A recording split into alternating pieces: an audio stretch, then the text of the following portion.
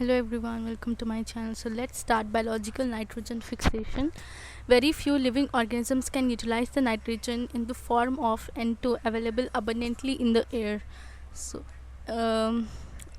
Nitrogen तो हवा में तो बहुत ज़्यादा प्रेजेंट है, लेकिन very few living organisms can utilise nitrogen present in the air in the form of N2 because N2 में जो ट्रिपल बॉन्ड होता है वो बहुत स्ट्रॉन्ग होता है, वो जल्दी ब्रेक नहीं होता. इसकी वजह से जो भी प्लांट्स हैं उनको नाइट्रोजन एटमॉस्फेयर से नहीं ले सकते. जैसे ऑक्सीजन कार्बन डाइऑक्साइड लेते हैं वैसे एटमॉस्फेयर से नाइट्रोजन नहीं ले सकते क्योंकि N ट्रिपल बॉन्ड N बहुत स्ट्रॉन्ग है. Only certain prokaryotic species are capable of fixing nitrogen. Reduction of nitrogen into ammonia by living organisms is called biological nitrogen fixation. The enzyme nitrogenase, which is capable of nitrogen reduction, is present exclusively in prokaryotes. Such microbes are called N2 fixers. So the nitrogen fixing microbes could be free living or symbiotic. Example of free living nitrogen fixing aerobic microbes are, so we'll discuss and we'll give tricks to remember these. So one thing you need to remember is in atmosphere nitrogen is present in the form of N2, and this can be utilized only by few living organisms. Only in that too only certain prokaryotic species are capable of fixing nitrogen. Reduction of nitrogen into ammonia by living organisms is called biological nitrogen fixation. So fixation of nitrogen to ammonia by living organisms is called biological nitrogen fixation. The enzyme nitrogenase, which is capable of nitrogen reduction, is present exclusively in prokaryotes. So the enzyme nitrogenase, which is capable of nitrogen reduction, is present exclusively in prokaryotes. Such microbes are called nitrogen fixers. The enzyme nitrogenase, which is capable of nitrogen reduction, is present exclusively in prokaryotes. Such microbes are called nitrogen fixers. So the enzyme nitrogenase is capable of nitrogen reduction. So the enzyme nitrogenase, only certain prokaryotes can fix nitrogen, right? Reduction of nitrogen into ammonia by living organisms is called biological nitrogen fixation, and this can be done in the prokaryotes which is having nitrogenase enzyme. This enzyme is capable of nitrogen reduction and is present exclusively in prokaryotes. It is not present in eukaryotes. Such microbes are called nitrogen fixers. Nitrogen is a very important mineral nutrient for plants. So as this is that very important and it is abundantly present in the atmosphere, but these plants cannot take nitrogen directly from the atmosphere because the N2 molecule, N triple bond N bonds are very strong. So this can be only fixed by certain prokaryotes which are having a nitrogenase enzyme, and this is exclusively present in prokaryotes. No eukaryotes have this enzyme. So such microbes are called N2 fixers. And triple bond N nitrogenase, it will give ammonia. So N triple bond N nitrogenase, it will give NH3. The nitrogen fixing microbes could be free living or symbiotic. The nitrogen fixing microbes could be free living or symbiotic. The nitrogen fixing microbes, they can be free living or they can be symbiotic. Examples of free living nitrogen fixing aerobic microbes are Azotobacter. So Azotobacter is free living nitrogen fixing aerobic bacteria, aerobic microbes. So free living, it's free living. Azad hai, azo means azad. So Azotobacter, nitrogen fixing. So Azotobacter, free living. And Beijeringia is also free living. So Azotobacter and Beijeringia, AB, they are free living, while Rhodospirillum is anaerobic. Azotobacter and Beijeringia aerobic, free living, nitrogen fixing, while Rhodospirillum is anaerobic and free living. Rhodospirillum is anaerobic and free living. So Rhodospirillum is anaerobic and free living. So Rhodospirillum is anaerobic and it is free living.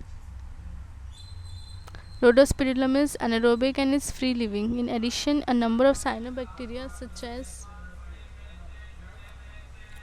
such as Anabina and Nostoc are also free living nitrogen fixers. Examples of free living nitrogen fixing aerobic microbes are Azotobacter and Bajonikia, while Rhodospirillum is anaerobic and free living. What is Rhodospirillum? It is anaerobic. Anaerobic means free living. Anaerobic means free living. Anaerobic free living is Rhodospirillum. In addition to a number of cyanobacteria such as Anabina and Nostoc are also free living nitrogen fixers. So Rhodospirillum is anaerobic and it is free living. So Rhodospirillum is anaerobic and it is free living. Rhodospirillum is anaerobic and it is free living. So Rhodospirillum is anaerobic and is free living. So Rhodospirillum is anaerobic and free living. Right? So Rhodospirillum is anaerobic and free living. Rhodospirillum is anaerobic and free living. So Rhodospirillum is anaerobic and free living. It is rod कैसे रहता है? Anaerobic. And ये भी free living है. In addition, a number of cyanobacteria such as Anabina and Nostoc are also free living. So ये हो गए सब free living के. तो free living के कौन कौन से हैं? आज़ाद Bajonikia and Azotobacter aerobic हैं, उनको ऑक्सीजन चाहिए. एंड Rhodospirillum anaerobic है क्योंकि ये रॉड है, फ्री लिविंग है. Anabina and cyanobacteria free living nitrogen fixers. They are also photoautotrophic. Now, symbiotic biological nitrogen fixation. Several types of symbiotic biological nitrogen fixing associations are known. The most prominent among them is legume bacteria relationship. Species of rod-shaped Rhizobium. So Rhizobium कैसा है? Rod-shaped. R for Rhizobium, R for rod. Has such relationship with the roots of several legumes such as alfalfa, sweet clover, sweet pea, lentils, garden pea, broad bean, clover beans, etc. So species of rod-shaped क्या है? Rhizobium has such relationship with the roots of several legumes. So species of rod-shaped Rhizobium has such relationship with the roots of several legumes such as alfalfa, sweet clover, sweet pea, lentils, garden pea, broad bean, clover beans, etc. So species of rod-shaped Rhizobium has such relationship with the roots of several legumes such as, so remember this legume plants: alfalfa, sweet clover, sweet pea, lentils, garden pea, broad bean, clover beans, etc. सारे beans जितने beans आते हैं वो क्या है? Leguminous है. And clover beans, sweet clover, alfalfa. So there is sweet pea, garden pea, lentils, broad bean, clover beans, and sweet clover and alfalfa, etc. The most common association on roots is as nodules. The most common association on roots is as nodules. So association roots पे होता है in the form of nodules. These nodules are small outgrowths on the roots. So ये nodules कैसे हैं? Small outgrowths हैं on the root. So these are nodules. These are small outgrowths. So these nodules are small outgrowths on the roots. जो roots हैं उसमें small outgrowths हैं. So these nodules are small outgrowths on the roots. The microbe Frankia also produces nitrogen fixing nodules on the roots of non-leguminous plants. Example: Alnus. Both Rhizobium and Frankia are free living in soil but as symbionts can fix atmospheric nitrogen. So these nodules are small outgrowths on the roots. The microbes जैसे कि Frankia also produce nitrogen fixing nodules on the roots of non-leguminous plants. What are non-leguminous plants? Example: Alnus. Alnus is a non-leguminous plant, so that is not having any nitrogen fixing leguminous microbe, right? It's a non-leguminous. So Rhizobium cannot associate with it, right? So Frankia is frank. It came to analyze and said, you are non-leguminous and I will fix nitrogen in non-leguminous plants. So they both got associated. Both Rhizobium and Frankia are free living in soil, but as symbionts can fix atmospheric nitrogen. First, if the plant is not there, they are free living in the soil, but when they got the plants and they got fixed with them. Okay, uproot any one plant of a common pulse. Take pulse just before flowering. Just before flowering, you will see near spherical outgrowths on the roots. These are nodules. If you cut through them, you will notice that the central portion is red or pink. What makes the nodule pink? This is due to the presence of leguminous hemoglobin or leg hemoglobin. This is oxygen scavenger. This is a PYQ. That what is leg hemoglobin? It is an oxygen scavenger because the enzyme nitrogenase is sensitive to oxygen. So what happens? These leg hemoglobin, it protect from oxygen. Nodule formation. Now let's talk about nodule formation. Nodule formation involves a sequence of multiple interactions between rhizobium and the roots. So nodule formation involves a sequence of multiple interactions between rhizobium and roots of the host plant. Nodule formation involves a sequence of multiple interactions between rhizobium and roots of the host plant. So nodule formation. Nodule formation involves a sequence of multiple interactions between rhizobium and roots of the host plant. Nodule formation involves a sequence of multiple interactions between the rhizobium and the roots of the host plant. Many interactions takes place.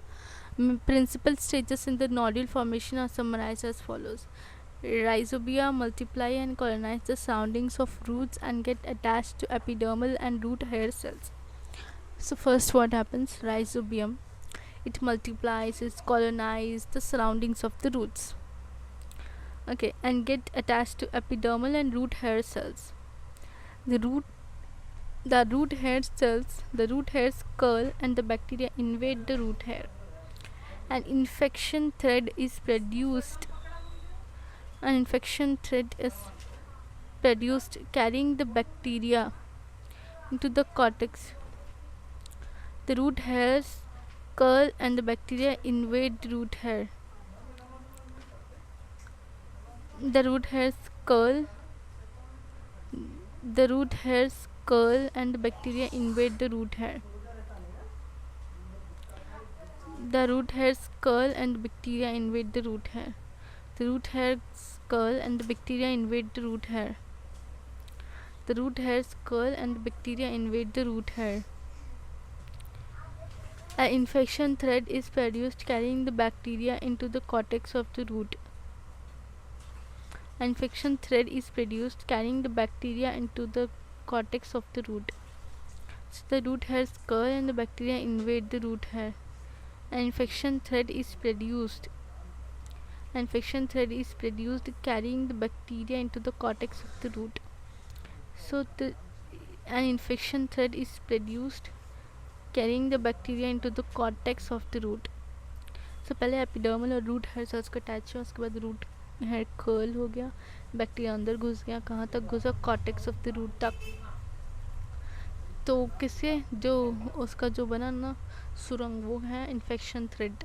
Where they initiate now cortex of the root में पहुँचने के बाद they initiate the root nodule formation in the cortex of the root. कहाँ से formation हुआ? शुरू हुआ cortex. Then the bacteria are released from the thread into the cells, which leads to the differentiation of specialized nitrogen fixing cells. The bacteria are released from the thread into the cells. Cortex में पहुंचा, the bacteria are released from the thread into the cells, which lead to the differentiation of specialized nitrogen fixing cells. The nodule thus formed establishes a direct vascular connection with the host for exchange of nutrients. So फिर क्या होता? Bacteria are released from the thread into the cell of the root cells. So the bacteria are released from the thread into the cells of the cortex, which leads to the differentiation of specialized nitrogen fixing cells. The nodule thus formed establishes a direct vascular connection with the host for exchange of nutrients. These events depicted in figure 12.4. The nodule contains all the necessary biochemical components such as the enzyme nitrogenase and leg hemoglobin. The enzyme nitrogenase is a molybdenum iron protein and catalyzes the conversion of atmospheric nitrogen into ammonia. So nitrogen को ammonia में करना है, जैसे कि हम Haber's process करते हैं. थोड़ा केमिस्ट्री से रिलेट करो. हम ना आज सरफेस केमिस्ट्री भी रिकॉर्ड करके डालेंगे, तो जिसका भी सरफेस केमिस्ट्री एनसीईआरटी नहीं हुआ है वो ज़रूर वो करे. तो उससे ना मैं ना सिर्फ एनसीईआरटी नहीं, उसके साथ जो भी पॉसिबल क्वेश्चंस जो जो टॉपिक में बन रहे हैं वो भी बोलूँगी, ताकि थोड़ा इंटरेस्टेड रहें. ऐसे नहीं कि बोर हो रहे हैं, सुनते जा रहे हैं, दिमाग में कुछ नहीं घुसा, ऐसे नहीं. तो थोड़ा रिलेट करके पढ़े तो बहुत अच्छा रहता है. So the enzyme nitrogenase is a molybdenum iron protein and catalyzes the conversion of atmospheric nitrogen to ammonia. So Haber's process करते हैं ना, उसमें हम एक्टिवेटर क्या होता है, Haber's process. So उसमें iron is the catalyst, molybdenum acts as promoter.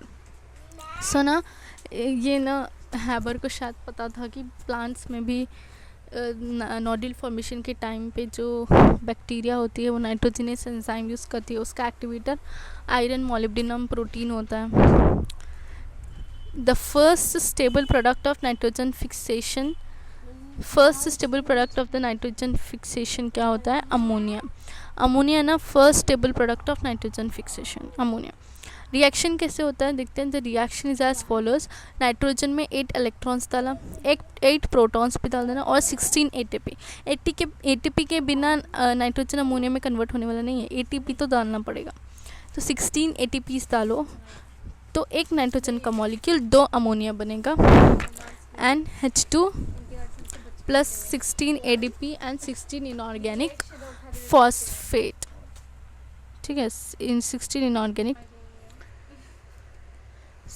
सो अगर आपको नाइट्रोजन से अमोनिया करना है तो नाइट्रोजनस एंजाइम देना पड़ेगा. उसका एक्टिवेटर क्या है, आयरन मोलिब्डेनम प्रोटीन है ना. जो हेबर्स प्रोसेस जब करते हैं, हैबर्स प्रोसेस में क्या होता है, नाइट्रोजन अमोनिया में कन्वर्ट होता है 3H2 लेके, N2 + 3H2 give rise to 2NH3. तो इसमें ना हैबर्स प्रोसेस में एक्टिवेटर क्या होता है, आयरन, और प्रमोटर क्या होता है, मोलिब्डेनम. सिमिलरली नाइट्रोजनस एंजाइम को भी सेम चाहिए, वो उसको क्या बोलता है, मोलिब्डेनम आयरन प्रोटीन. तो हो गया ना रिलेट करके अच्छे से, तो ऐसे याद हो जाएगा. The enzyme nitrogenase is highly sensitive to the molecular oxygen. The enzyme nitrogenase is highly sensitive to the molecular oxygen. Okay, highly sensitive.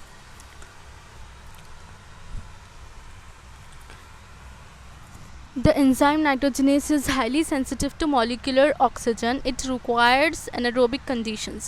So जैसे कि मैंने बताया कि नाइट्रोजनेस जो एंजाइम है वो बहुत सेंसिटिव है मॉलिक्यूलर ऑक्सीजन से. सो उसको क्या चाहिए, एनारोबिक कंडीशंस चाहिए. जब उसको एनारोबिक कंडीशंस मिलेंगे तभी वो वर्क कर पाएगा, क्योंकि ये ऑक्सीजन से बहुत ही ज़्यादा सेंसिटिव है. ऑक्सीजन अगर होगा तो ये काम नहीं कर पाएगा. इसलिए हम क्या इसलिए इसके पास क्या होता है, लेग हीमोग्लोबिन, या फिर बोल सकते हैं लेग्यूमिनस हीमोग्लोबिन, जो ऑक्सीजन स्कैवेंजर होता है, ऑक्सीजन को पकड़ के रखता है, नाइट्रोजनस के पास जाने नहीं देता.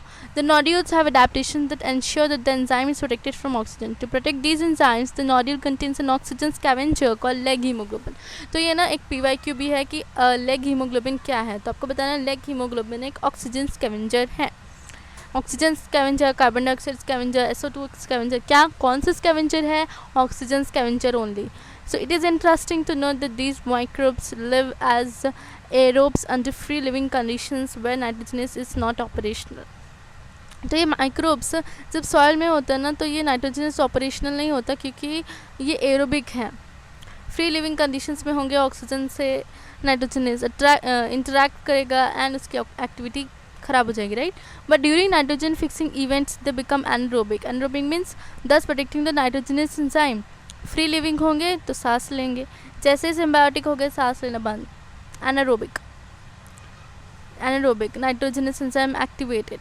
So you must have noticed in the above reaction that the ammonia synthesis by nitrogenase requires a very high input of energy 8 ATP for each ammonia.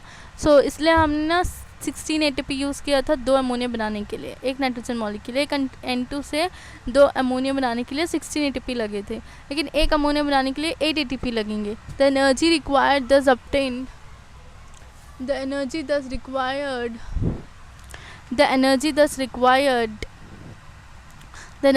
required is obtained from the respiration of the host cells. कहाँ से? From the respiration of the host cells, मतलब जो plant अपनी energy देगा. तो अब हम ना डायग्राम के बारे में बात करते हैं. तो डायग्राम आप स्क्रीन पर देख सकते हैं. सो ये बहुत इंपॉर्टेंट डायग्राम है. तो फिगर 12.4 की बात करिए. सो जो सॉयल है, सॉयल पार्टिकल्स है और रूट है, सो बैक्टीरिया. तो बैक्टीरिया क्या करेगी? पहले मल्टीप्लाई करेगी, खूब सारा मल्टीप्लाई करके कॉलोनाइज करेंगी और रूट सेल्स को सराउंड करेगी. ठीक है, रूट सेल्स पहले दिखाएगी कि हम कितने डेवलप्ड हैं, हमारी तरफ देखो. हमसे क्या करो, एक सिम्बायोटिक रिलेशनशिप बना लो. उसके बाद हम नाइट्रोजन फिक्स करेंगे, तुम नाइट्रोजन ले लेना. फिर तो ना बहुत ज़्यादा तरक्की करेगी, मतलब डिवाइड करेगी, मल्टीप्लाई करेगी, कॉलोनाइज करेगी रूट हेयर्स को. उसके बाद रूट हेयर्स के एपिडर्मल और रूट हेयर सेल्स को अटैच हो जाएगी. अटैच होने के बाद फिर रूट हेयर्स थोड़ा सा कर्ल हो जाएंगे, फिर इन्फेक्शन थ्रेड बनाएंगे. वो इन्फेक्शन थ्रेड से बैक्टीरिया अंदर जाएगी cortical cells, cortex of the roots के बाद. उसके बाद वो डिफ्रेंशिएशन होगा, स्पेशलाइज्ड होंगे नाइट्रोजन फिक्सिंग के लिए कॉर्टेक्स सेल्स. उसके बाद उसके अंदर वास्कुलर कनेक्शन इस्टेब्लिश होगा जिससे न्यूट्रिएंट एक्सचेंज हो पाए होस्ट एंड द नोड्यूल. उसके बाद क्या होगा, जो इम्पोर्टेंट बायोकेमिकल कंपोनेंट्स है वो सब वो नोड्यूल के अंदर प्रेजेंट होंगे, जैसे कि लेग हीमोग्लोबिन, नाइट्रोजिनेस एंजाइम. जो नाइट्रोजिनेस एंजाइम है मॉलिब्डेनम आयरन एक्टिवेटर, जो उसका कैटलिस्ट है वो भी प्रेजेंट रहेगा. उसके बाद अमोनिया बनेगा. सो फर्स्ट स्टेप देखते हैं. NCERT ने क्या बताया है कि development of root nodules in soybean में बताया है. तो ये किस में हो रहा है? Root nodule develop soybean. Soybean है. तो राइजोबियम फर्स्ट स्टेप क्या है कि फर्स्ट डायग्राम क्या बताया है कि rhizobium bacteria contact susceptible root hair. तो एक रूट हेयर को उसने अटैच कर लिया है, डिवाइड नियर इट. अब उसके पास डिवाइड हो रही है ना, उसके पास डिवाइड हो रही है, उसको अटैच कर लिया है, डिवाइड हो रही है. सेकेंड डायग्राम में देखिए कि successful infection of the root hair causes it to curl. So पहले तो बैक्टीरिया ने कॉन्टैक्ट किया root hair, susceptible root hair के साथ. उसके बाद उसके आसपास डिवाइड किया. उसके बाद successful infection of the root hair causes it to curl. तो कर्ल हो गया. Infection thread carries the bacteria to the inner cortex. तो इन्फेक्शन थ्रेड जो है carries the bacteria to the inner cortex. वो गुफा से आ गया इन्फेक्शन थ्रेड से. उसके बाद बैक्टीरिया थर्ड स्टेप क्या है कि infection thread carries the bacteria to the inner cortex. The bacteria get modified into rod-shaped bacteroids and cause inner cortical and pericycle cells to divide. तो फिर बैक्टीरिया अंदर आई, अंदर आके रॉड शेप बन गई, rod shape bacteroids and cause inner cortical and pericycle cells to divide. अब बोला कि अब तुम लोग डिवाइड हो, ठीक है, बड़े बड़े रूम बनाओ, हमारी पूरी गैंग लग रही है ना. तो वो डिवाइड होने लगे cortical and pericycle cells. Division and growth of cortical and pericycle cells lead to nodule formation. इससे क्या हो गया कि इन लोगों का घर बन गया, दैट इज़ नोड्यूल्स. इसके बाद लास्ट स्टेप जो डी फोर्थ स्टेप क्या है कि a mature nodule is complete with vascular tissue continuous with those of the root. तो वास्कुलर टिश्यू कनेक्शन है ताकि ये जो भी बनाए उनको मिले और ATP जो चाहिए वो नोड्यूल में आए, राइट. अब हम देखते हैं steps of conversion of atmospheric nitrogen to ammonia by nitrogenase enzyme complex found in nitrogen fixing bacteria. तो ये एंजाइम है, ये एंजाइम तो फर्स्ट ये वाला डायग्राम की बात कर रही हूँ. आप स्क्रीन पे देख सकते हो NCERT का डायग्राम है और बहुत खूबसूरत सा डायग्राम है. स्क्रीन पे तो और खूबसूरत लग रहा है. तो जो एंजाइम है वो फर्स्ट एंजाइम नाइट्रोजिनेस है. उसने क्या किया, सबस्ट्रेट नाइट्रोजन गैस है उसके साथ बाइंडिंग की. फिर बाइंडिंग करने के बाद बाइंडिंग ऑफ सबस्ट्रेट हो गया. उसके बाद रिडक्शन स्टार्ट हुआ. 2 हाइड्रोजन लिए उसने, 2 हाइड्रोजन एटम. उसके बाद एक बॉन्ड तोड़ा, ट्रिपल बॉन्ड में से एक बॉन्ड तोड़ा. तोड़ने के बाद 2 हाइड्रोजन्स नाइट्रोजन पे लग गए, है ना. तो अब नाइट्रोजन के बीच में 2 डबल बॉन्ड हैं और एक हाइड्रोजन है. फिर से रिडक्शन हुआ, 2 हाइड्रोजन उसने लिए, लेने के 2 हाइड्रोजन एटम्स लिए, उसके बाद एक नाइट्रोजन पे 2 एटम लगे तो 2 नाइट्रोजन पे 4 नाइट्रोजन लग गए। उसके बाद फिर 2 हाइड्रोजन लिया, उसके बाद हर नाइट्रोजन पे 3 हाइड्रोजन्स लगे। Free nitrogen can bind another molecule of N2, free nitrogenase है ना। तो फिर क्या हुआ, उसके बाद NH3 रिलीज़ कर दिया और फ्री नाइट्रोजनेस एंजाइम भी रिलीज़ हो गया। अब ये फ्री नाइट्रोजनेस एंजाइम दूसरे मॉलिक्यूल ऑफ N2 को बाइंड करेगा, उसके बाद फिर अमोनिया बना देगा। तो product ammonia, 2 mole of ammonia is ready. तो कितने ATP लगे हैं, 16 ATP। तो 8 इलेक्ट्रॉन्स हम देते हैं एज अ सबस्ट्रेट, N2 देना पड़ता है, 8 इलेक्ट्रॉन्स और 8 H+ और 16 ATP। फिर जाके 2 अमोनिया, 1 H2, 16 ADP बनता है ना, 16 ADP बनता है और 16 इनऑर्गेनिक फॉस्फेट। तो ये सब हुआ। उसके बाद हम ना लास्ट देखते हैं, ये जो है ना बहुत ही इम्पोर्टेंट पार्ट है, that is fate of ammonia. ठीक है, हमने अमोनिया बना लिया, नाइट्रोजनस एंजाइम बैक्टीरिया से लाके सब बना लिया, ओके, सिम्बायोटिक एसोसिएशन करवाया। उसके बाद अब अमोनिया का करना क्या है, इतनी मेहनत किया, बैक्टीरिया को बनाया कि नाइट्रोजन फिक्स कर दो, उसके बाद अमोनिया का करना क्या है, उसका फ्यूचर क्या है। तो अमोनिया का क्या होगा कि एट फिजियोलॉजिकल pH, एक अच्छे pH में क्या होगा, ammonia is protonated to form NH4+ ions. तो ये अमोनियम आयॉन्स बनाएगा। अमोनिया क्या होगा, एक पर्टिकुलर pH पे अमोनियम आयॉन बना लेगा। Well, most of the plants can assimilate nitrate as well as ammonium ions. The latter is quite toxic to plants and hence cannot accumulate in them. ठीक है, तो बहुत सारे प्लांट्स क्या करते हैं, नाइट्रेट भी चलेगा उनको, अमोनियम आयन भी चलेगा, उनको चाहिए, कौन सा भी चाहिए एक चलेगा। लेकिन ना जो अमोनियम आयन से थोड़ा सा टॉक्सिक है तो प्लांट्स उसको ज़्यादा प्रेफर नहीं करते, hence cannot accumulate in them. Let us now see how the ammonium ion is used to synthesize amino acid in plants. ठीक है, अमोनियम आयन ले लिया प्लांट ने, उसके बाद उसको अमाइनो एसिड बनाना है। अमाइनो एसिड कैसे बनाएगा, there are 2 main ways in which this can take place. तो अमाइनो एसिड अमोनियम आयन्स बनाने के 2 तरीके हैं, एक है रिडक्टिव अमाइनेशन और दूसरा है ट्रांसअमाइनेशन। रिडक्टिव अमाइनेशन में क्या होता है, in this process ammonia reacts with alpha ketoglutaric acid. So ammonia किससे, एक एसिड से रिएक्ट करेगा, वो उसका नाम क्या है, अल्फा कीटोग्लूटारिक एसिड। तो ये कीटोग्लूटारिक एसिड है, अल्फा कीटोग्लूटारिक एसिड से अमोनियम आयन रिएक्ट करेगा, उसके बाद क्या बनाएगा, glutamic acid as indicated in the equation. तो इक्वेशन में देखो, अल्फा कीटोग्लूटारिक एसिड एक अमोनियम आयन लेता है, NADPH लेता है, ग्लूटामेट डिहाइड्रोजनेस एंजाइम लेता है, उसके बाद क्या बनाता है, glutamate plus water plus NADP। तो क्या हुआ, जो भी अमोनियम आयन था वो अल्फा कीटोग्लूटारिक एसिड ने ले लिया in the presence of glutamate dehydrogenase. Product के उससे हमने नाम रखा है ग्लूटामेट डिहाइड्रोजनेस। उसके बाद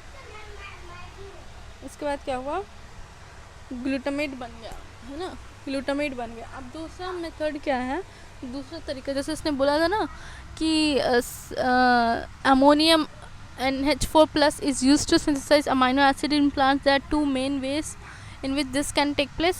तो पहला था रिडक्टिव अमाइनेशन, जिसमें alpha ketoglutaric acid ammonium ions react किया है और क्या बनाया है, glutamate, that is glutamic acid. अब बात करते हैं ट्रांस अमाइनेशन की।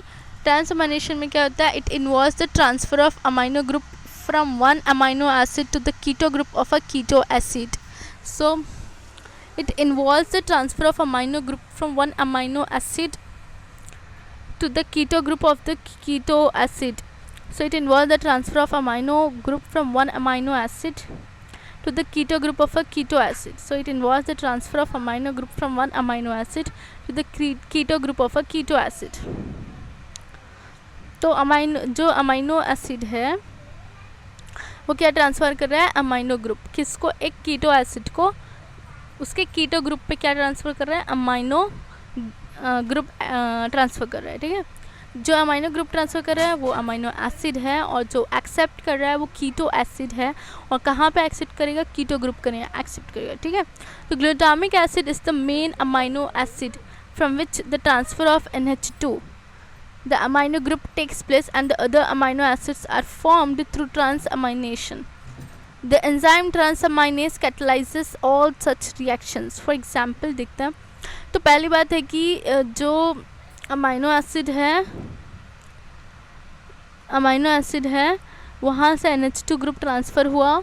Amino group takes place and the amino group takes place and the other amino acids are formed through transamination. The enzyme transaminase catalyzes all the such reactions. For example यहाँ पे amino donor है, glutamic acid is the main amino acid जहाँ से amino group transfer होता है. तो glutamic acid लिया है ना. तो glutamic acid किससे, amino acceptor जैसे कीटो एसिड से रिएक्ट किया है तो क्या बना है, एक दूसरा अमाइनो एसिड बन गया. ठीक है, दूसरा अमाइनो एसिड बन गया. तो इस तरह से अमाइनो ग्रुप एक अमाइनो एसिड से दूसरे कीटो एसिड पे ट्रांसफ़र होके एक नया अमाइनो एसिड रेडी होता है. ठीक है, तो RC double bond O CO minus plus R2CH CO minus NH3 plus, ये बना. The two most important amides, तो अमाइड क्या है, एस्परजीन एंड ग्लूटामीन. ये अमाइड है ना. Found in plants are a structural part of proteins. Most important amides, दो बहुत इम्पॉर्टेंट अमाइड्स हैं. मैं अमाइन नहीं बोल रही, अमाइनो एसिड नहीं बोल रही, मैं अमाइड्स बोल रही हूँ. So asparagine and glutamine found in plants are structural part of protein. Structural part of proteins कौन है, asparagine and glutamine. They are formed from 2 amino acids. कितने अमाइनो एसिड से बना है, 2 अमाइनो एसिड से बना है. They are formed from 2 amino acids. Namely, एक है एस्पेटिक एसिड और एक है glutamic acid. So 2 amino acid से बना है, एक का नाम है एस्पेटिक एसिड और दूसरे का नाम है ग्लूटामिक एसिड रिस्पेक्टिवली. सो एस्परजीन से कौन सा एसिड अमाइनो एसिड बनता है, एस्पेटिक एसिड. ग्लूटामीन से ग्लूटामिक एसिड. सो ये जो दो अमाइड हैं एस्परजीन एंड ग्लूटामिन, ये दो amino acid aspartic acid and glutamic acid से बनते हैं by addition of another amino group to each. So amino acid में एक अमाइनो ग्रुप होता है, अमाइड में 2 अमाइनो ग्रुप होता है. ठीक है, the hydroxyl part of the acid is replaced by another NH2 minus radical. Since amides contain more nitrogen than the amino acid, क्योंकि अमाइनो एसिड में एक अमाइन ग्रुप होता है, लेकिन अमाइड्स में क्या होता है, 2 अमाइनो ग्रुप होते हैं, इसलिए इसमें नाइट्रोजन कंटेंट ज़्यादा होता है. They are transported to other parts of the plant where xylem vessels. कैसे जाते हैं, जाइलम से ही जाते हैं, जाइलम वेसल्स. ये नहीं सोचना कि फ्लोएम से जाएंगे, जाइलम से जाएंगे. इन एडिशन, क्योंकि ना नाइट्रोजन कंटेंट ज़्यादा है इन कम्पेयर टू कार्बन, तो ये कहाँ से जाएगा, xylem vessels. In addition along with the transpiration stream the nodules of some plants, example soybean, export fixed nitrogen as ureides. These compounds also have a particularly high nitrogen to carbon ratio.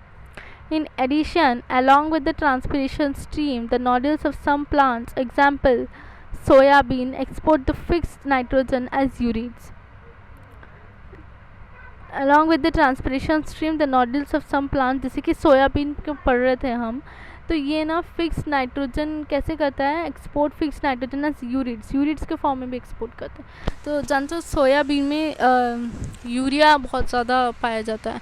These compounds also have a particularly high nitrogen to carbon ratio. High nitrogen to carbon ratio होता है यूरिड्स में, है ना. सो ये हो गया हमारा mineral nutrition. We have successfully completed mineral nutrition in our NCERT audible series with concepts. okay, so I think ये सीरीज़ बहुत यूज़फुल रही होगी. तो थोड़ा सा हम ना ये पूरे चैप्टर को समराइज़ कर देते हैं. तो plants obtain their inorganic nutrients from air, water and soil. Air से क्या मिलता है, कार्बन डाइऑक्साइड, वाटर से H2 एंड सॉइल्स में सारे मिनरल न्यूट्रिएंट्स मिलते हैं. Plants absorb a wide variety of mineral elements. Not all mineral elements that they absorb are required by plants. Out of more than 105 elements discovered so far, less than 21 are essential and beneficial for normal plant growth and development. The elements required in large quantities are called macronutrients, while those required in less quantities or in trace amounts are termed as micronutrients. मैंने macro और micronutrients को याद रखने का trick भी दिया है, जैसे चॉन का मैगी पार्सल करना for micronutrients, and for micronutrients iron man की मौत ज़िंदगी बोर कर निकल. सो ये आप ट्रिक देख सकते हैं मेरे आई थिंक फर्स्ट या सेकेंड वीडियो में अवेलेबल है, प्लेलिस्ट में जाके चेक करके please do watch it and complete your mineral nutrition chapter. These elements are either essential constituents of proteins, carbohydrates, fats, nucleic acids, etc. not take part in various metabolic process. और अगर आपने मेरे सारे NCERT series के lectures ध्यान से सुने होंगे तो आपको पता होगा कि कौन सा एलिमेंट, कौन सा मैक्रो एलिमेंट कोई भी स्ट्रक्चरल प्रोटीन या स्ट्रक्चरल कॉन्स्टिट्यूएंट नहीं है. तो comment the answer in the comment section में देखूंगी कि कौन सही आंसर करेगा. Their name will be announced in my next video.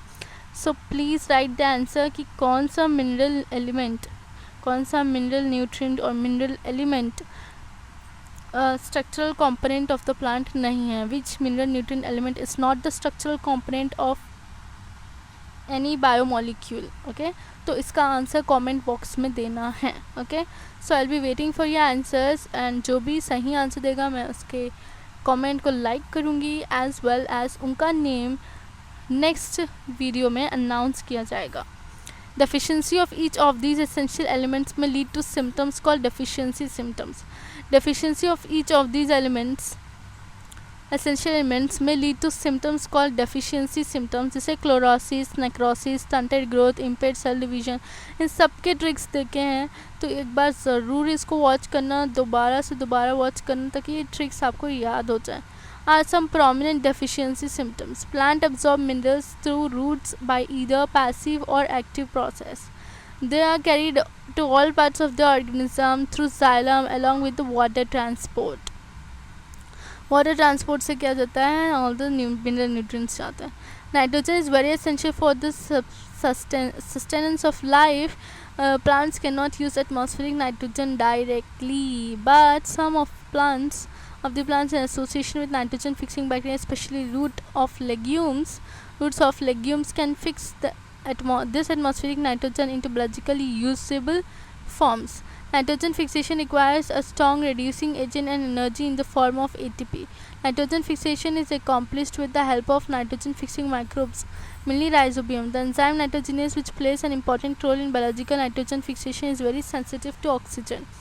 Most of the processes takes place in anaerobic environment. The energy ATP required is provided by the respiration of the host cells. Ammonia produced following nitrogen fixation is incorporated into amino acid at the amino group. So ammonia produced following N2 fixation is incorporated into amino acid as the amino group. तो ammonia का fate क्या है finally कि वो amino group की तरह amino acid में add हो जाता है. सो एक और क्वेश्चन है आप लोगों के लिए कि क्या पूछने वाली थी मैं, हाँ, राइजोबियम एरोबिक है या एनारोबिक है. सॉइल में फ्री लिविंग के फॉर्म में एरोबिक है या एनारोबिक है, एंड जब सिम्बायोटिक है तब एरोबिक है या एनारोबिक है, ये आपको कमेंट सेक्शन में बताना है. I hope these lectures are useful to you. Please give your feedback in the comment section and write down the answer right now. I will announce the names of those who have given the correct answer in the comment section. So please guys, subscribe to my channel, share it with your friends, and do not forget to watch all the lectures and complete your NCERTs. Thank you.